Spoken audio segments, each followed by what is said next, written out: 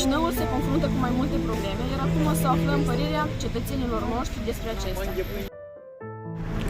Cred că e o problemă importantă. Mulți câini vagabonzi pot să sară la agresiv la oameni, să muște, să ladre.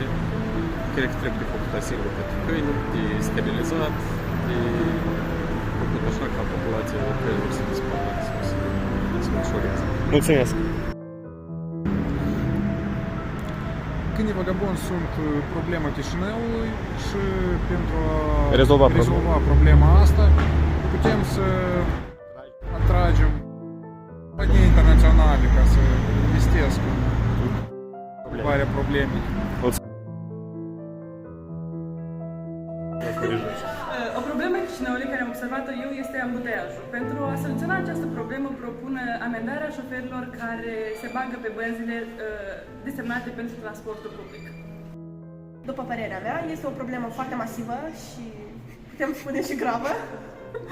Utilizarea tehnologiei educaționale, cum ar fi platformele online și aplicațiile,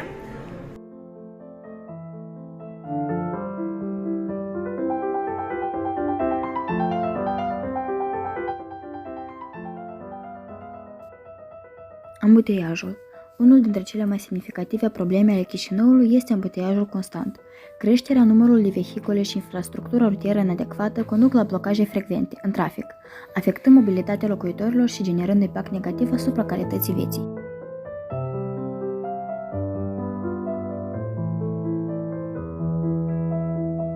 Vagabonzi. Prezența câinilor vagabonzi reprezintă o altă provocare pentru comunitatea locală. Aceste animale pot deveni o amenințare pentru siguranța publică și sănătatea cetățenilor. Controlul și gestionarea eficientă a populației de câini vagabonzi necesită strategii și programe sustenabile.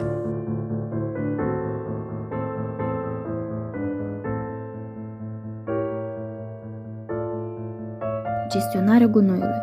Problema gestionării gunoiului este una urgentă pentru Chișinău. Sistemul actual de colectare și eliminare a gunoiului se confruntă cu dificultăți, conducând la depozitarea necontrolată a deșeurilor și poluarea mediului. Îmbunătățirea infrastructurii de gestionare a deșeurilor și promovarea practicilor durabile reprezintă soluțiile esențiale.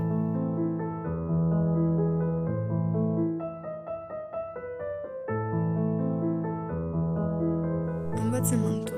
Problemele în sistemul educațional, cum ar fi infrastructura școlară precară, lipsa resurselor și calitatea învățământului, pot afecta dezvoltarea armonioasă a tinerilor și, implicit, viitorul orașului.